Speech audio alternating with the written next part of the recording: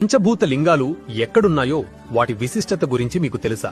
పృథ్వీలింగం, ఆకాశలింగం, జలలింగం, అగ్నిలింగం, వాయులింగం. వీటిని పంచభూత లింగాలు అంటారు. వీటిలో మొదటిది పృథ్వీలింగం. ఇది మట్టిలింగం, కంచిలో ఉంది. ఇక్కడ మహాదేవుడు ఏకాంబరేశ్వరుడుగా ఉద్భవించాడు. ఈ శివలింగాన్ని పార్వతీదేవి ప్రతిష్ఠించింది. ఇక్కడున్న అమ్మవారిని కామాక్షిదేవి అంటారు. అష్టాదశ శక్తిపీఠాలలో ఇది ఒకటే. రెండవది ఆకాశలింగం. ఇది తమిళనాడులోని చిదంబర క్షేత్రంలో ఉంది. ఆకాశలింగం దర్శనం రహస్యమైన ఆకాశం వలి శూన్యంగా కనిపిస్తుంది. ఇక్కడ లింగ దర్శనం ఉండదు. అందుకనే చిదంబర రహస్యమని పేరు కూడా వచ్చింది. ఇక్కడ నటరాజస్వామి, శివకామి సుందరీదేవి అమ్మవారు మాత్రమే ఉంటారు. మూడవది జలలింగం. ఈ లింగం కింద ఎప్పుడూ నీటి ఊట ఉండడం వలన దీనిని జలలింగం అంటారు. ఇది తమిళనాడులోని తిరుచినాపల్లి సమీపంలో గల జంబుకేశ్వర క్షేత్రంలో ఉంది.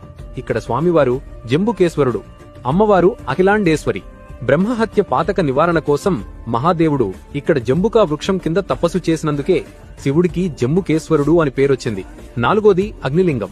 తమిళనాడులోని అరుణాచలంలో తిరువన్నమాలై క్షేత్రంలో జ్యోతిర్లింగంగా ఉద్భవించాడు. అరుణాచల శిఖరంపై ఒక అగ్నిలింగం ఉద్భవించి తేజోలింగమయ్యాడు. ఆయన పేరే అరుణాచలేశ్వరుడు. ఐదవది వాయులింగం. ఆంధ్రప్రదేశ్ తిరుపతికి దగ్గర్లోనే శ్రీకాళహస్తి క్షేత్రంలో వాయులింగంగా ఉద్భవించాడు. ఇక్కడ శివుణ్ణి శ్రీకాళహస్తీశ్వరుడు అని అంటారు. అమ్మవారి పేరు జ్ఞాన ప్రసునాంబ. సాలెపురుగు, పాము, ఏనుగుకి మోక్షం కల్పించి తనలో కలుపుకున్న క్షేత్రం శ్రీకాళహస్తీశ్వర క్షేత్రం. ఫ్రెండ్స్, ఈ వీడియో మీకు నచ్చితే